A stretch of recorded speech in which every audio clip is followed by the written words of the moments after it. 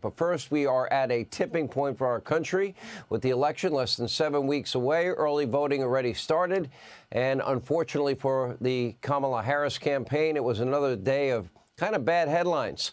This morning, the Uncommitted national movement. Now, you might recall during the Democratic primaries, this is the group that organized protest votes against Biden in the primary because of the Harris-Biden support of Israel, which hasn't been great anyway, in the war against the radical Islamic terrorist group Hamas, the group that has in their charter the full destruction of Israel.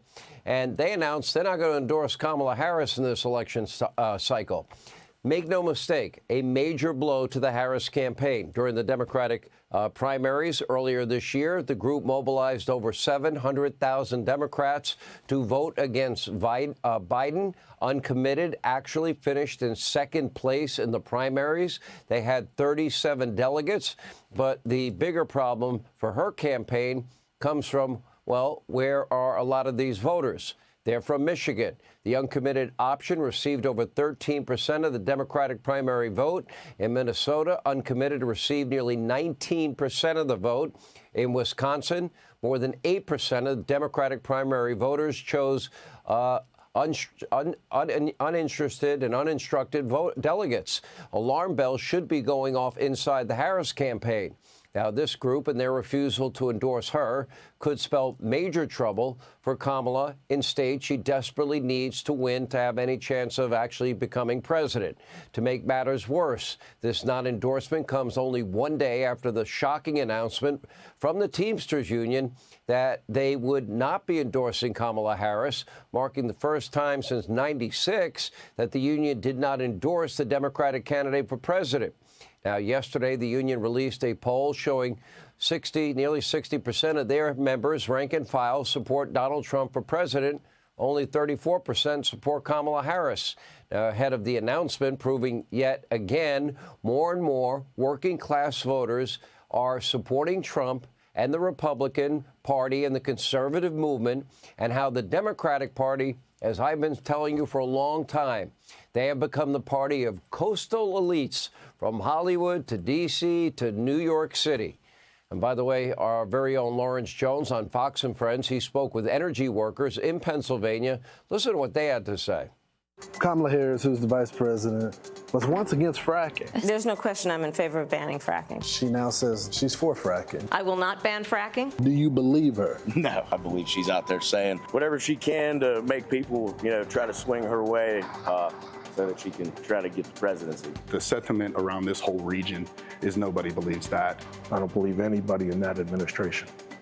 What do you believe happens if she becomes the president? You're going to have even more regulation. You're going to have people that banks aren't going to want to invest. You're going to see people move out of the areas where the drilling and gas is. These are high-paying career union jobs in the energy sector that will be at risk. When Kamala Harris pushes her EV mandate, guess what? High-paying career union jobs. And when Ford loses $4.5 billion because of their mandate to produce cars that their customers don't want, if customers want an electric vehicle, they're going to go to Tesla. They're not going to go to Ford. And guess what? If Ford can't lose that much money and keep paying union workers the money and with the benefits that they need and deserve. And that news doesn't end there, because breaking today, a new poll of registered voters released by the New York Times, of all places, showing, look right there, Donald Trump with a 1-point lead nationwide. And all of this comes despite the fact that Kamala has gotten a complete free pass from the corrupt state-run media mob since Biden dropped out of the race. Now, she has faced almost zero tough questions from the press about her radical positions. In her own words, we call them on Hannity.com the Kamala Files. You can download them for free as a public service. And she has a lot to answer for. Is she going to get through this entire campaign and not have to answer any of these extreme radical positions? Why did she suddenly change her, position on nearly every important issue? For example, and by the way, do you believe it? Because I don't. Why did she once say the state had a right to go into a gun owner's home and just inspect how they're handling their weapon in the privacy of their own home? on top of course, the mandatory gun buyback that she's on tape saying she supports.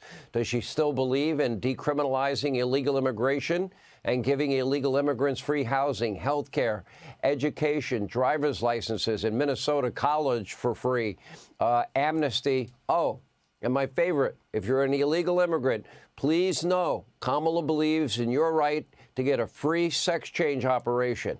Is anybody going to ask her in the next 46 days about any of these questions? Or what about the Americans that have been murdered and raped and victims of violent crime by Harris, Biden, unvetted illegal immigrants? Does she still support, the radical capital-killing $93 trillion Green New Deal that she co-sponsored with Bernie Sanders with her promise to eliminate the filibuster to pass that? And by the way, why did she sponsor it? And why, if she sponsored it, does she no longer believe in it? Or do you actually believe she doesn't believe in it? And, of course, she also sponsored with Bernie in the Senate government health care for all and no freedom for you to have any private health insurance. And why did she say it was courageous not to say the term illegal immigrant or alien and radical Islamic terrorism? Does she still believe in that?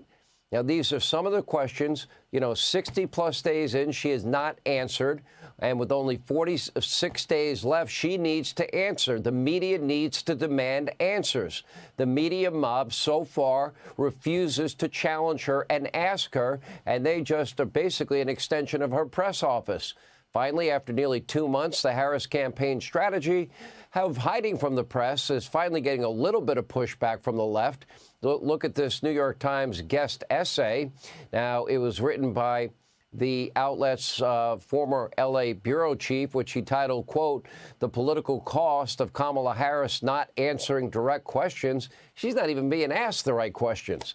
In the essay, he says it would, quote, "go a long way for her to offer some direct and succinct answers to questions about her plans." Even Chucky Todd raising concerns about the lack of details in her plan in terms of the economy. Take a look. I think it's been a bit risky of Harris not to have a lot out there, not to sort of, you asked a fascinating question, because think about this. At this point in a campaign, we normally have an idea of what's the big thing they're going to do. Yeah. Right? We knew that with Biden, that it was going to be COVID related, but it was going to be a big thing involving. You knew with, as you pointed out, Trump with tax cuts. What is her first 100 days? What is the, on day one, I'm going to do X? We know what he's going to try to do on day one. Whether you agree with it or not, there are plans to do that. But I wonder if that's, if that's going to hurt her at some point, if voters are going, yeah, I don't like what he's doing, but what are you going to do? And it's been a lot of vagueness.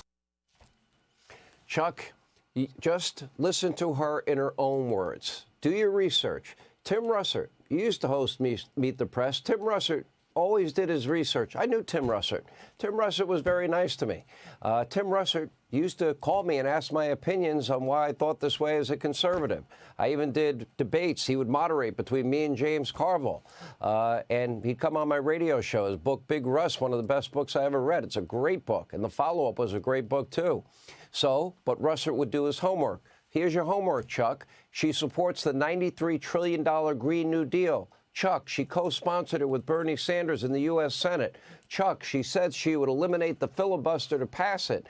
Chuck, she's now proposed the largest tax increase in the history in the country, including taxing unrealized capital gains. Listen to what she says, and unless she changes that, you can assume that's her position. This pushback or, alleged pushback or minor pushback from the liberal media mob, who are already 100% in the tank from Kamala Harris, is fairly meaningless unless they get answers. According to a new report, look at this. 95% of coverage of Donald Trump on ABC, CBS, NBC has been negative since the second assassination attempt over the weekend. And wait until you see the interview that aired on fake news CNN yesterday between one of the network's reporters and a Trump supporter. Look at this. What's your most important issue? The economy, getting the interest rates down, getting it where we can afford to live in America. Right now, it's too expensive.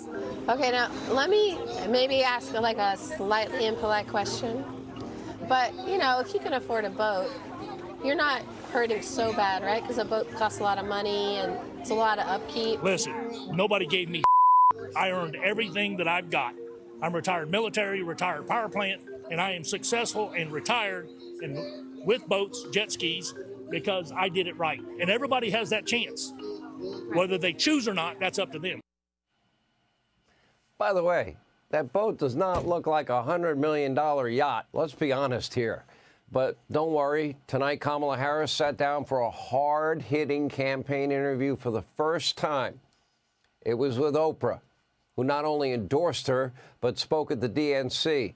Take a look at this hard-hitting interview.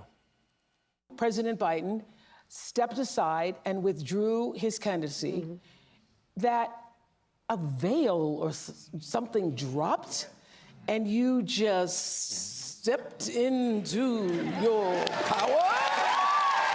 Looking at you at a speech like the week before, which was a great speech, very nice, and then the next week I saw you walking in the thing. You know, we each have those moments in our lives where it's time to step up. Time to step up. Time to step up, you know? Well, the moment you heard, I mean, I really have been saying to people, it felt like a veil dropped and you sort of stepped through that veil. Did you feel like that? I felt a sense of responsibility, to be honest with you. And with that comes a sense of purpose. Hey, Sean Hannity here. Hey, click here to subscribe to Fox News YouTube page and catch our hottest interviews and most compelling analysis. You will not get it anywhere else.